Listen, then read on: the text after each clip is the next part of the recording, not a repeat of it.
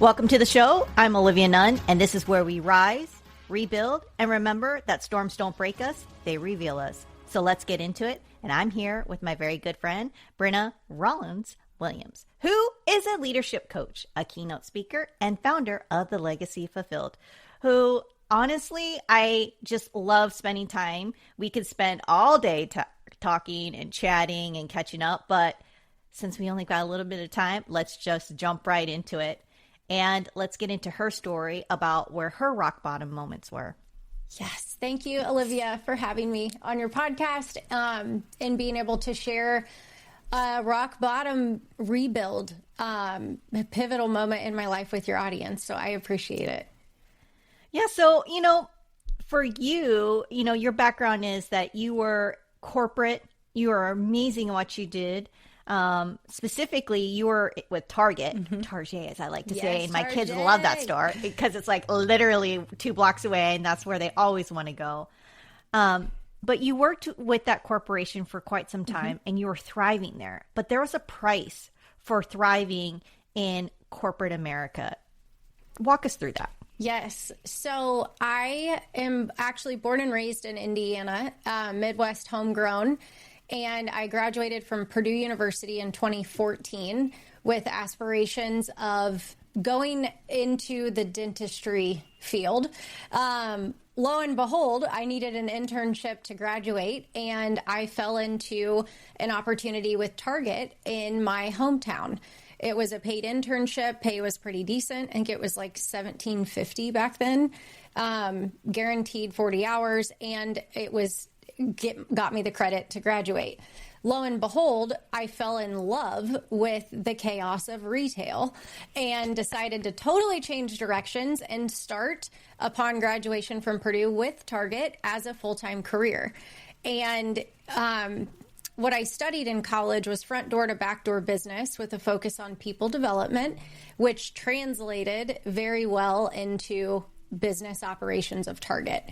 So with that, my career catapulted very, very quickly.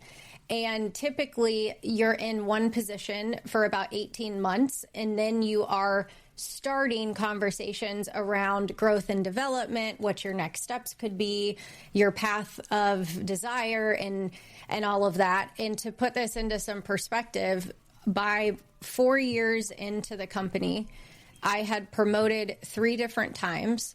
And in 2019, I was 28 years old. I got a phone call that a district had opened up in Northern California. And my boss that would become my boss was like, "This has your name on it, sister. Are you ready? It's your dream job." And it was a district senior director, which was my goal when I started with Target to get to by the time I retired. And which was normal. It was not normal to do that in 4 years as a very young female right out of college. So in 2019, we moved from Indiana out to California, and I took over 10 stores. It was about $580 million a year. And in front door to back door operations, from sales to inventory to team strategy, asset protection, human resources, property management, everything that it takes to operate a building rolled up to me for those 10 stores.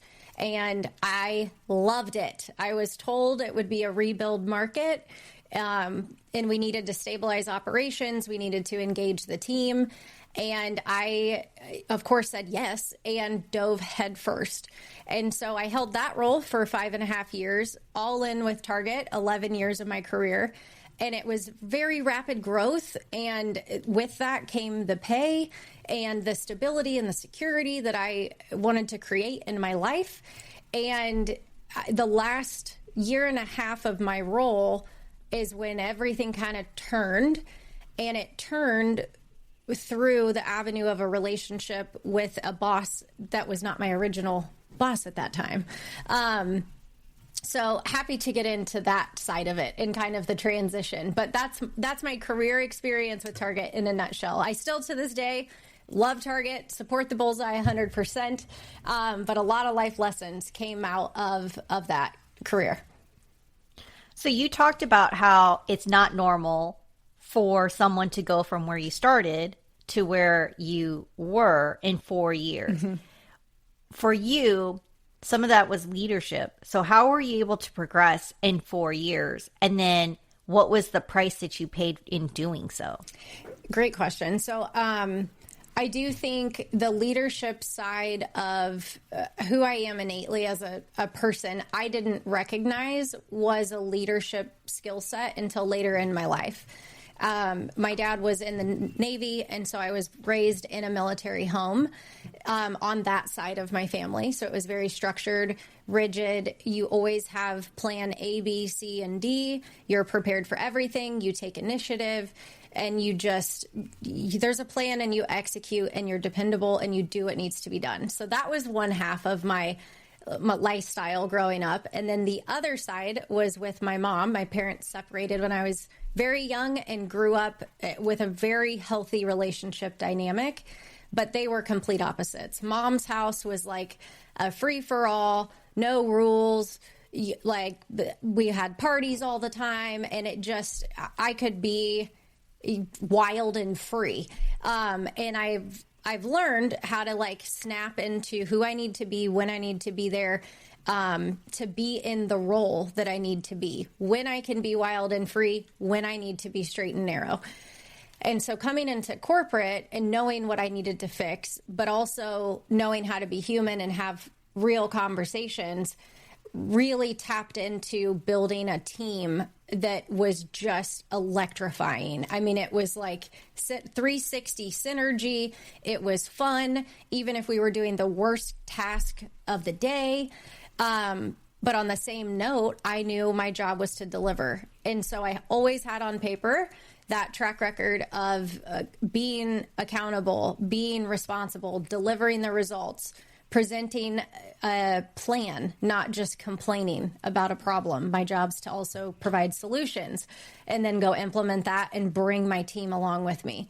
And I think that was very successful for my career and got a lot of heads turning in my direction, which opened the doors for opportunities that I never planned on pursuing. And in the same note, I had this vision for myself to come in with a bang, show my potential, and go as high as I can, as fast as I can. And so that success was so quick, but the downfall of that was that I never cycled myself.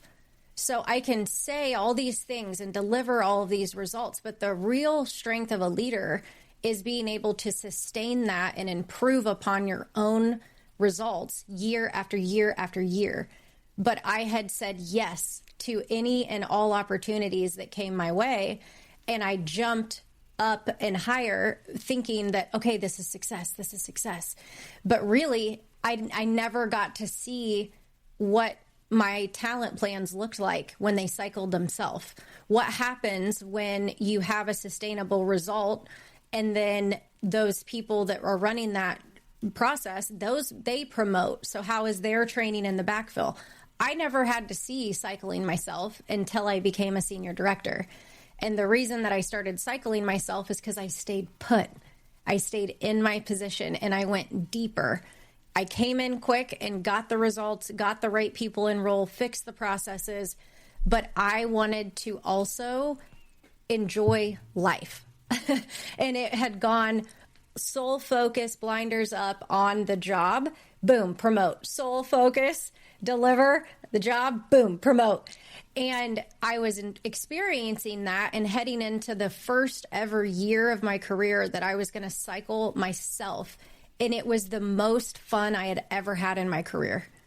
And that became my new definition of success, was how patient can I be? How still can I be? How long can I stay? Because the higher that you go in corporate, if you think of it as like an expiration date, like your expiration date starts to shrink. Not a lot of people hold high level positions for a very long time unless they have the skill set to cycle themselves and beat their own results, continue to evolve their thought leadership, continue to reinvent how they support talent and growth and pushback and strategy. And so that last position as a district senior director really allowed me to see the consequences of previously promoting so quick and what I was missing out on from a growth stability standpoint myself, but also opened up this beautiful lesson of what can happen with stability and how much deeper you can go with your team, with yourself, with your strategy, and with your own leadership legacy, because you're still there and the tenure, it becomes super valuable. So, you're talking about this trajectory of how you are doing well, right? You're painting this picture, but we know that doesn't last. Just like you're talking about cycling, right? To be successful, you got to cycle. And life isn't a perfection piece or that you spend completely on the highs. Yeah. We know that you have lows. So walk us through a time when life hit you hard, where you were at rock bottom. And when did that happen? And how did you get through that? Yeah, so very specific here, but November 1st of 2023 was real rough. So some back context here. I have had bosses in Target that were the unicorns, like the ones that you pray to have. I've experienced some of those. And for the first time, I had a female come in as my boss, which for me, as the youngest leader in the company as a district senior director, I was pumped to have a female be my boss that was also a mom, that was also married, that also relocated from the Midwest. Like, it gave me something to see myself at for the first time. And at the time, even though I was the youngest, I was the most tenured in role, I was told to be her sounding board, her support system, give her the real when people are confused, give her the feedback that she doesn't want to hear. That was my role. And so we built this beautiful relationship that became so professional that it actually became more personal, to the point that 10 years after my boyfriend and I dated, he finally proposed. And so, of course, we're talking about wedding stuff and everyone knows my story. And she had gifted me her wedding earrings as a something borrowed gift, which for the women listening, like, that's really sweet. That's like a really nice gesture. To have it come from your boss is a little weird, but also so kind, right? And so immediately after that, we got married in 2022, and from 22 to November 1st of 23, the relationship and the rapport that we had built started to become a way for her to utilize me as like a scapegoat and a cover for things that were decisions that were being made, directions that were given, actions that were happening that weren't right. And they were not backed with integrity. They would not be supported by what was going on. And in true fashion of a high performer, I did what I was expected to do. That's what you want, boss? That's what we're going to do.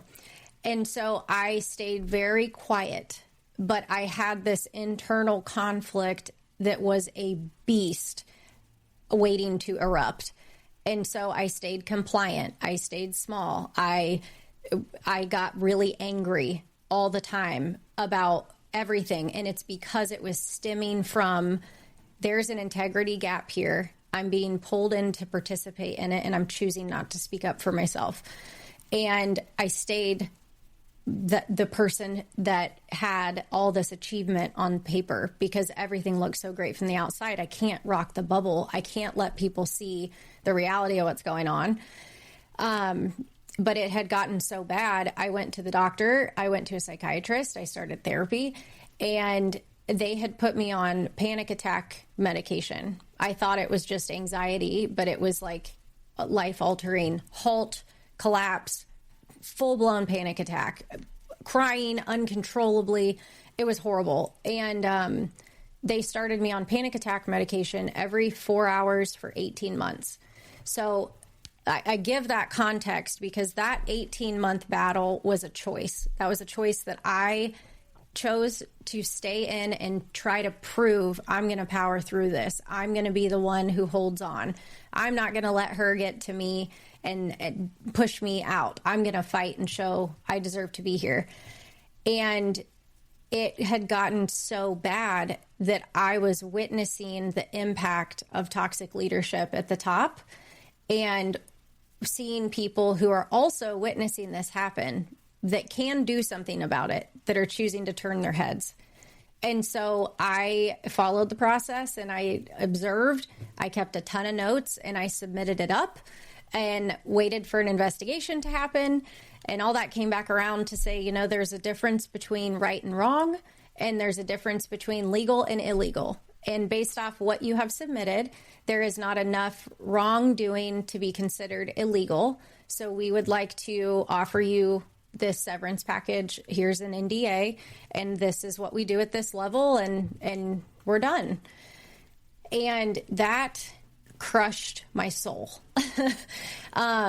because I believe in doing the right thing, even if it's me doing the wrong thing, like owning it. I followed the process. I gave the proof, the facts, etc., and was asked to leave, to be paid out and sign an NDA and move on. And I couldn't do it. And so they kept negotiating with me, which told me also, like, there's validity to what I shared. That's why this is happening.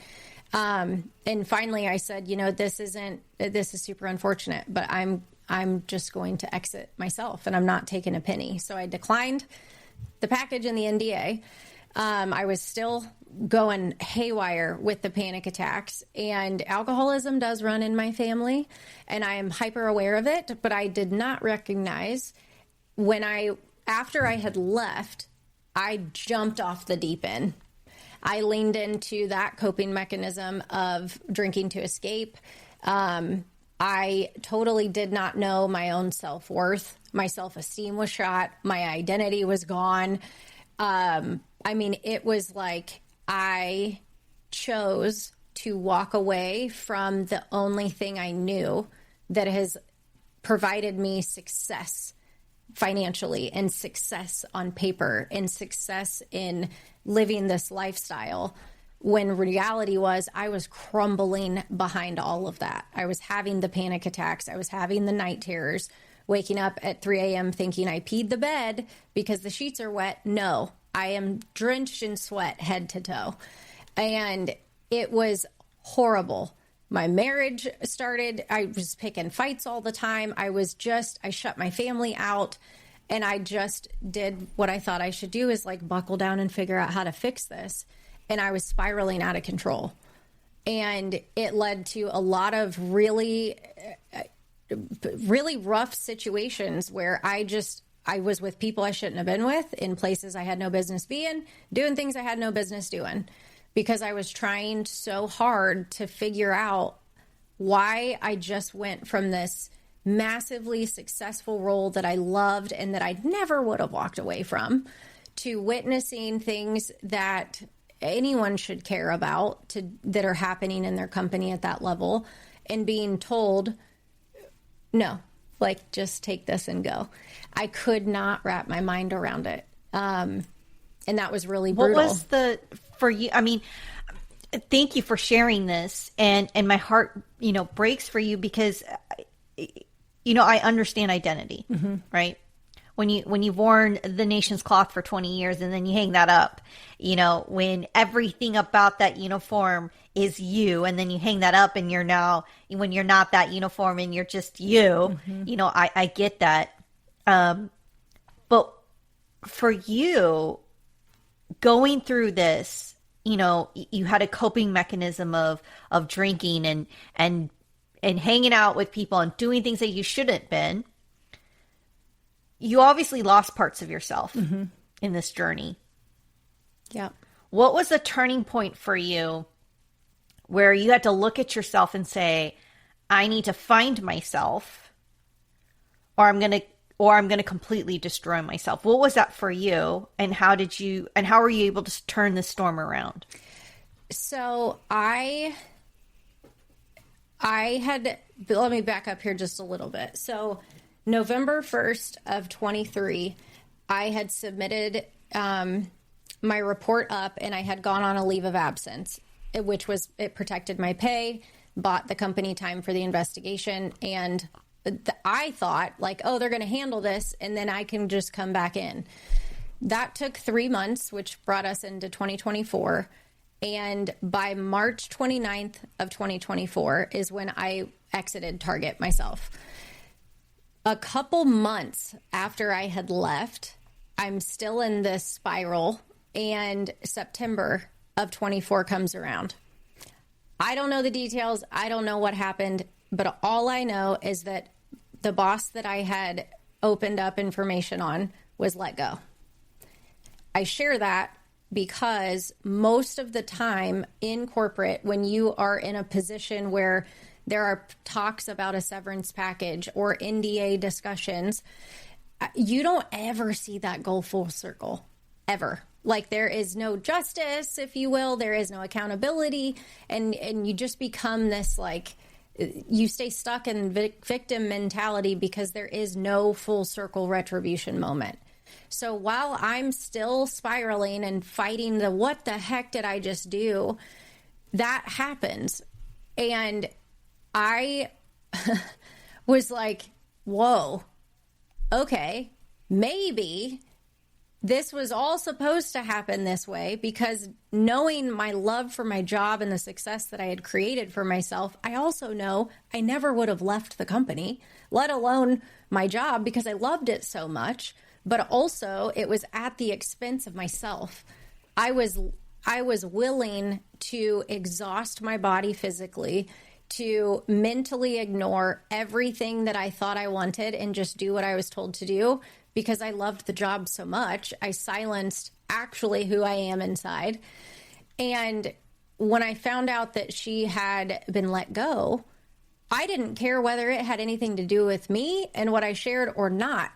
I cared that the rest of the company that was under that pyramid of hierarchy was no longer being treated the way that they were being treated, was no longer having to feel the panic and the weight and the pressure in the ways that they were experiencing it. That's what I cared about, because that is a leadership role at such a high level that impacts people every single day. That to me was like full circle. This is positive. That's the result I wanted. Now I'm not even involved in this anymore, and I'm not at the company, but I'm still suffering. What do? Called a therapist. I called a couple. I had contemplated checking myself in somewhere because I just didn't trust myself. I was so depressed. I was so angry. I was hurting, and I didn't know how to talk about it. It was really scary. And I found a therapist that I started meeting with twice a week. And I also talked to my husband, and I was like, I don't know what, like, I know I love you. That's the only thing I know, but I don't know anything else in life right now. And he's like, why don't we start couples therapy? So all in the same week, I started couples therapy and individual therapy twice a week. I was seeing my psychiatrist routinely. I believe it was every month now, and then it went to like every 3 months or something. The psychiatrist was addressing all the medication that we had started me on when I thought I was spiraling out of control were so high because I was operating on a completely numb nervous system. Nothing functioned how it was supposed to. And I had no idea how long I had been operating like that. And so we started discussing different medications and how the plan, like, we're going to start this with an exit plan. We're going to start this with a tapering direction of when and how, because I don't also want to be prescribed to something my entire life that I have to rely on. Plus, up to that point in my life, I had never been on anything for anything because I just thought it was normal.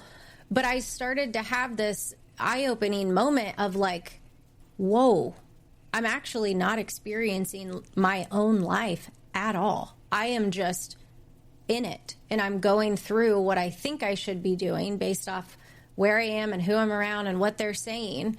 But I want to have control of my own life and what it feels like every day to be me by myself in a room. Am I happy with myself or not?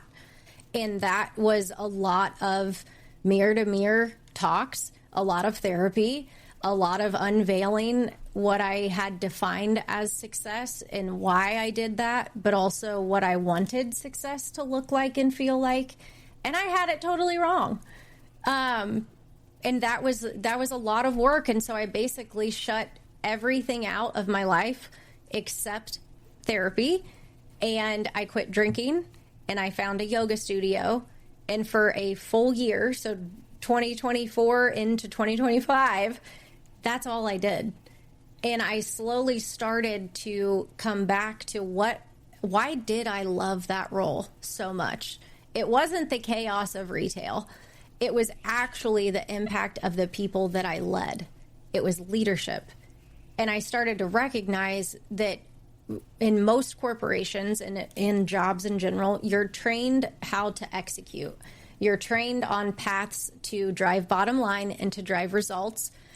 And you get the bonus of leading people too. Sometimes you'll have specific trainings of like integrity or how to handle chemicals or harassment training, but there is no training that is how you build a magnetic team that has synergy, how you connect generations, how you respect seniority and tenure and stability at the same time as creating a talent pipeline that produces talent that can sustain for the long term. And in those thoughts, I'm like, maybe I'll go into leadership development and coaching because that's really what I loved. Lo and behold, Legacy Fulfilled was born. And I had this vision of like, maybe 5 years from now, this will be something I do. And I announced like, this is what I'm building.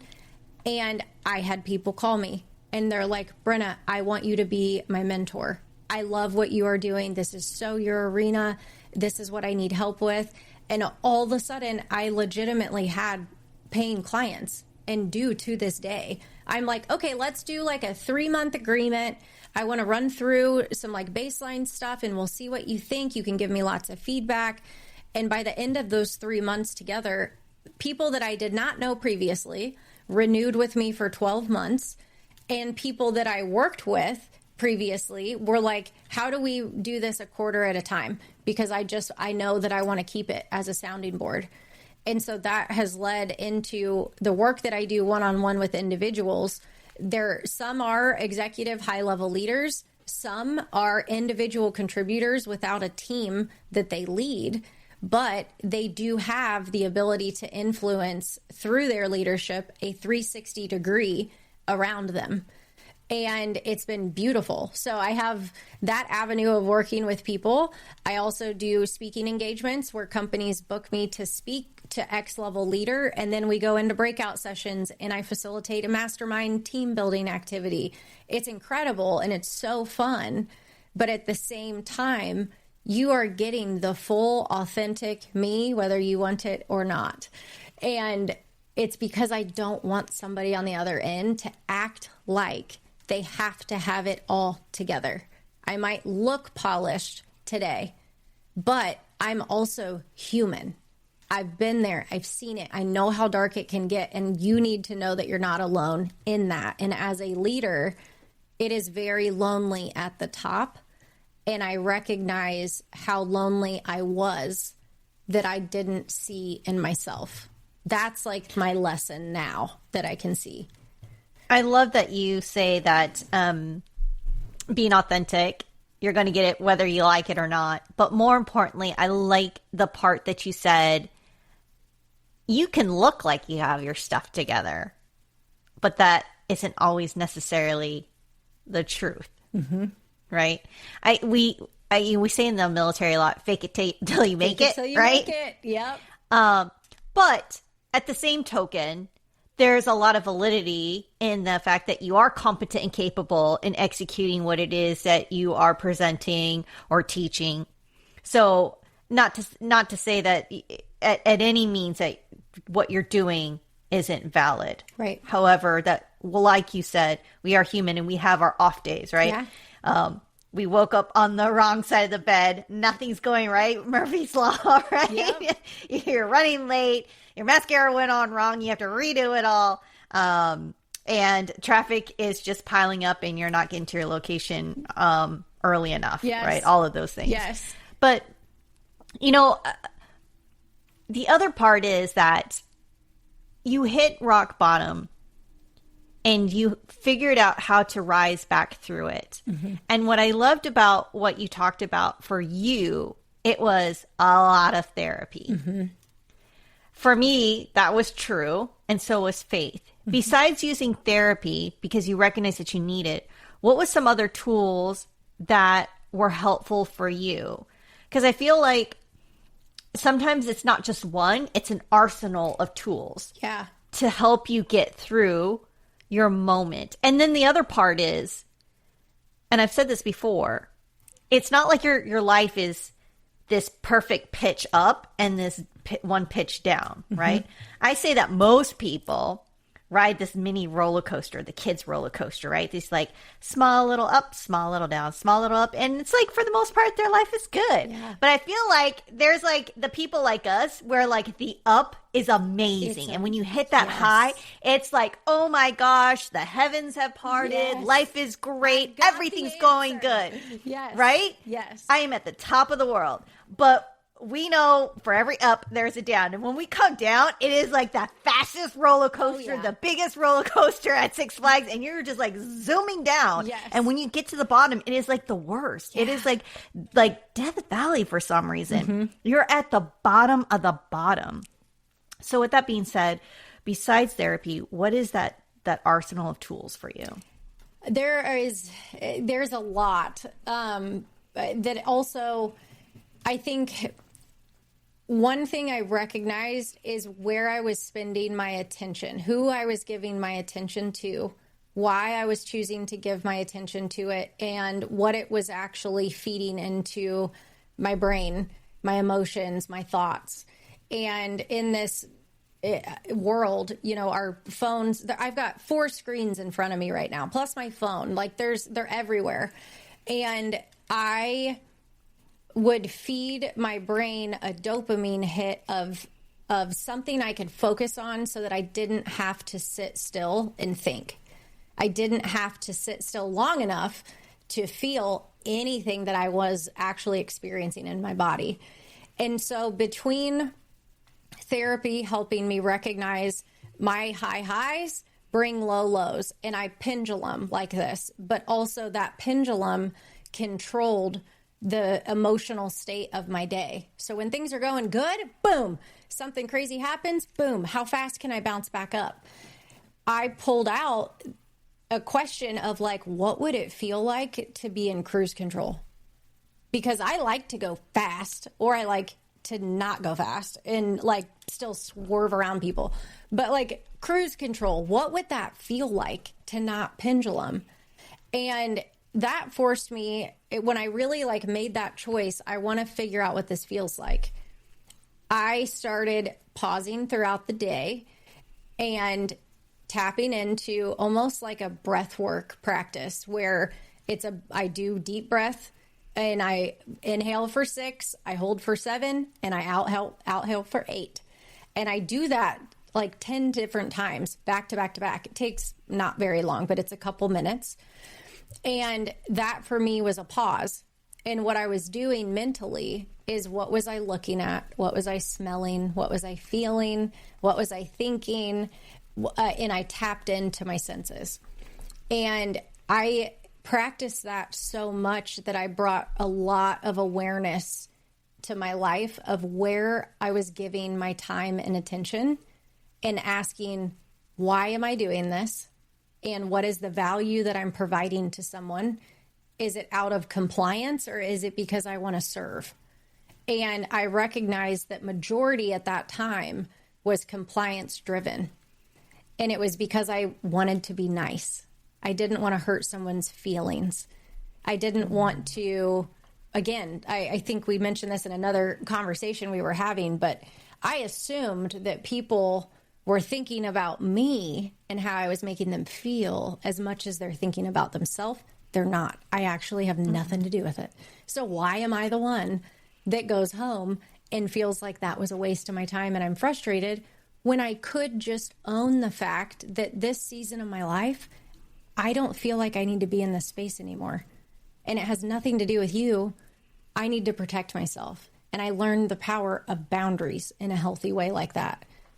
And it's not that I was meeting others' boundaries of expectations. It was learning to set them for myself. But that moment of breath work became so powerful for me as a pause. I got it tattooed on my arm. This was my first tattoo ever. And it is a physical reminder of a pause button for me. And I see it every day. I can hide it in a shirt. But also to me, that is a physical moment that I constantly see all day long that prompts me to say, when did you last pause? How are you checking in with yourself? Are you tapped into what you're doing? How do you feel about what you're doing? What do you want to be doing? And I innately, when I tell somebody that I was dedicated and focused on the therapy work, which I still am today, and a part of me believes I always will be, and I wish I would have done it sooner. But at that time, it was mission critical, sensitive. How do we stabilize the situation? And now I do it because I understand what I'm learning about myself through it. And that to me is evolving as a leader. It's not to say I'm doing wrong and right or should have done this and I didn't do this. It's just a way to observe myself and build in pause moments that help me understand more about myself. So that when I do have those days where I wake up and I'm like, am I depressed? Am I heading towards another depression phase? Am I entering this dark space? I am so tapped into myself now that I pay attention and notice that. Whereas before, I was so aloof that I could have been in it and not even know it. That's very scary. If you've been or are in that space, that's really scary. And now I'm like, okay, here is where I know my energy is at its peak. So how do I make a schedule of availability to the public that fits within my time frame of when I know I'm on? How do I know when I'm depleted? Because at that time in the day, it doesn't matter what type of motivation you look or read or listen to. When you're depleted, you're depleted. Just own it. And don't cross your boundary of giving. Ask for another day during the time that you know you're going to be on. But also know that it's okay to make an adjustment when you know something is off with yourself. And I think those pause moments allowed me to start to recognize that, which I'm in today, current day. I love everything that you said about that. However, I'm sure that getting to that practice wasn't easy. Oh, no. Especially if you're a person that is a giver. Mm-hmm. And specifically, I want to go back to what you said, because we talked about this before in a different conversation about caring, right? And wishing that other people cared as much as you do. And with the dopamine hits, right? Like we're surrounded by the ability to get a dopamine hit. I'm talking about social media, right? Yeah. Where like you pour yourself into the work that you do, into the things that you love, and it's apparent in how you post things, how you give, and how you care about people, and how you show up for them, whether it's online or in person. And then you take score, and not that you try to, but you're mentally and emotionally taking that score of how other people show up for you. Yes. But it's more of how they're not showing up for you. Yeah. And you're looking at that and you're just like, but why? Mm-hmm. Why are you not showing up for me when I've showed up for you? Mm-hmm. And it's just this constant, like, I don't understand. Yeah. And it weighs so heavy emotionally that it's so detrimental. But I like how you say that you've got to work on that pause and take an account and put boundaries, because 99% of the time, they don't even know that. They don't even know that they're doing that to you because they don't really care. Not necessarily out of maliciousness. It's just that they're just on their own little world. Yeah. But for people that like me that are so caring, like I'm just so affected by that. Yeah. I'll I will say too, I think the vulnerable side of me in how I've opened up to my family, which I would not encourage listeners to just go do on a whim. Like, you've got to have the right relationship, and I gratefully and humbly I do with my family. But I also, the part of me that is that caring person, heard from the earliest memory of my life, my dad has said time and time again, you worry about you, kiddo, you worry about you. I would be like, this person at school was mean. And no matter what, it was, kiddo, you just worry about you. And so that plays on a record in my brain all the time. Now, as a people-pleasing person who delivers, a high achiever, a fighter, an underdog that's going to always show up and deliver, you worry about you became, okay, how do I worry about myself in this situation? I make sure everyone else is okay. I make sure that everyone else is comfortable. I make sure that everyone else is happy. I make sure that everyone else is at their baseline, even if it's at the expense of me bouncing. You worry about you. I had lost sight of what that means is that I worry about myself. I worry about moving too quickly. I worry about when I feel anxious, let alone it turning into a panic attack. I worry about waking up in a pile of sweat in my bed at night when I have no reason to be doing that. You worry about you when you have the life that you wanted to create and you're not enjoying it at all. Are you actually happy in what you're doing and how you're experiencing your life? And I had to completely rewire myself to go back to the intention of why my dad said that to begin with. You worry about you. And me worrying about me actually means not worrying about everyone else before myself. And in the spirit of the vulnerability piece, I also really struggled with how the hell did I get here? How did this happen to me? How did I not know this? What did I miss? What did I choose not to see? And no fault to any influence in my life. It's a really hard thing to openly talk about and share that you struggle with something, let alone the physical or the mental impacts of what it looks like and feels like and is in your life. And that is something that I recognized. I didn't ask the questions because it's uncomfortable and people don't want to talk about it. But in the spirit of the high performer, I also want to use that as vulnerability of my own leadership to talk about it, to be a voice that someone else can hear and feel safe enough to come and ask those scary questions too. So much so, I have two younger siblings that are 15 years younger than me. And they both just turned 18 this year. And as I was going through my storm, the ugliest parts of it, I didn't talk about it to them while I was in it, but I talked to them about it in detail when I was safe enough in myself to share it in a way that I wanted them and I needed them to hear what happened, how I got there, what it felt like, why I shut down, why I avoided everyone, what I would have learned, what I would have done different, why I said yes to therapy when everything in my life is you fix it in your head, you just go to sleep, you just need food. And I share that openly with them because that's something I know maybe if I had somebody share, yeah, I've been through that too. Or yeah, be careful. Super fast success in corporate can change your identity. Here's a couple things to pulse check on yourself. Maybe I would have learned things differently sooner to not learn it at that rock bottom.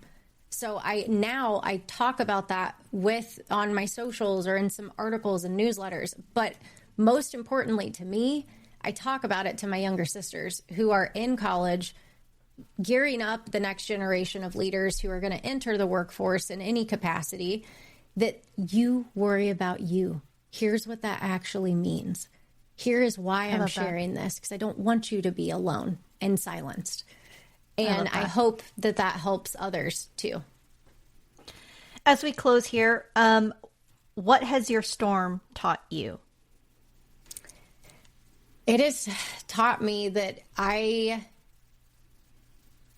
have a lot more self-worth than I ever recognized I had. I also think it's taught me that there are some really scary things and emotions and thoughts that we have.